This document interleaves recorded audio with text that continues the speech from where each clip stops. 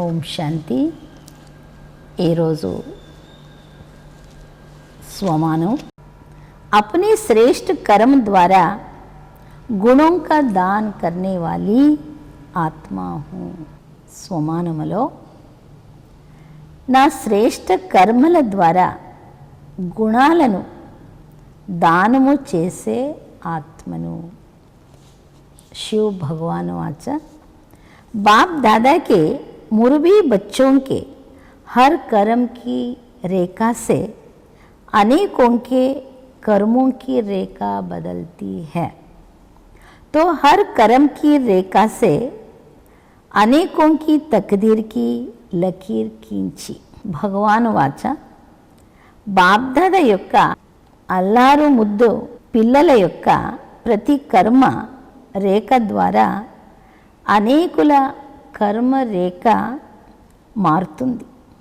కావున ప్రతి కర్మ యొక్క రేఖ ద్వారా అనేకుల భాగ్య రేఖను గీయండి। చలనా అర్థాత్ తక్దీర్ खींचना। जहाँ जहाँ जाते हैं अपने कर्मों की कलम से अनेकों की तकदीर की लकीर खींचते जाते। ఎక్కడెక్కడ వెళ్తారో మీ కర్మల కలం ద్వారా అనేకుల భాగ్యరేఖను గీస్తూ వెళ్ళండి। భాగ్యరేఖను గీస్తూ వెళ్ళండి। तो कदम अर्थात कर्म ही मुरबी बच्चों के तकदीर की लकीर खींचने की सेवा के निमित्त बनी। కావున అడుగు అనగా కర్మయే అల్లారు ముద్దు పిల్లల యొక్క భాగ్య రేఖను గీసే సేవకు నిమిత్తమైంది। कर्मों की गति का गुह्य रहस्य सदा सामने रखो। अन्य बच्चों का हर कर्म श्रेष्ठ होता है। कर्मల గుహ్య గతిని సదా ఎదురుగా ఉంచుకోండి। అన్య పిల్లల ప్రతి కర్మ శ్రేష్టంగా ఉంటుంది। అనన్య పిల్లల ప్రతి కర్మ శ్రేష్టంగా ఉంటుంది।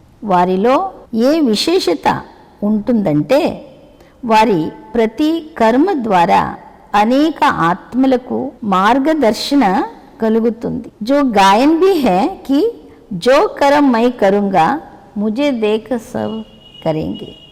ఏ కర్మనైతే నేను చేస్తానో నన్ను చూసి అందరూ చేస్తారు అన్న గాయనం ఏదైతే ఉందో ऐसे उनके हर कर्म अनेक आत्माओं को एक पाठ पढ़ाने के निमित्त बन जाएंगे और उनका हर कर्म शिक्षा स्वरूप होगा। इसको कहा जाता है समर्थ कर्म। ऐसे कर्म वाला सदा स्वयं से संतुष्ट होगा और हर्षित होगा। ఈ విధంగా ప్రతి కర్మ అనేక ఆత్మలకు ఒక పాఠాన్ని చదివించే అందుకు నిమిత్తంగా అవుతుంది। మరి వారి ప్రతి కర్మ శిక్ష స్వరూపంగా అవుతుంది। దీనినే సమర్థ కర్మ అని అంటారు। ఇలాంటి కర్మ చేసేవారు సదా స్వయముతో సంతృష్టంగా ఉంటారు, మరి హర్షితంగా ఉంటారు।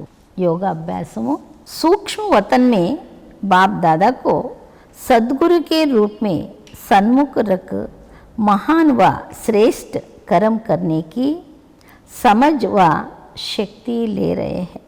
बाप दादा को दिन भर में बीच बीच में एवं रात को सोने से पहले धर्मराज के रूप में सन्मुख रख अपना पोता मैल देते रहो।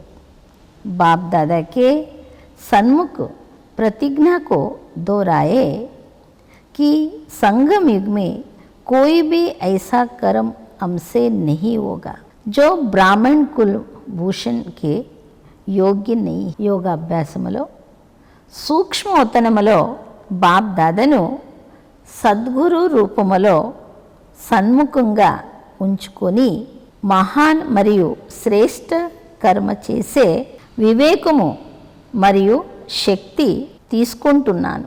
బాప్ దాదా రోజంతటిలో మధ్య మధ్యలో మరియు రాత్రి పడుకొని ముందు ధర్మరాజుని రూపములో సన్ముఖంగా ఉంచుకొని తమ లెక్కాచారాన్ని తెలియచేయండి.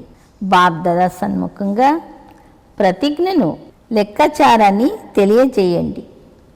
సంగమ యుగములో బ్రాహ్మణ కులభూషణులకు యోగ్యము కాని ఏ కర్మ నా ద్వారా జరగకూడదనే ప్రతిజ్ఞను బాబా సన్ముఖములో గుర్తు చేసుకోండి.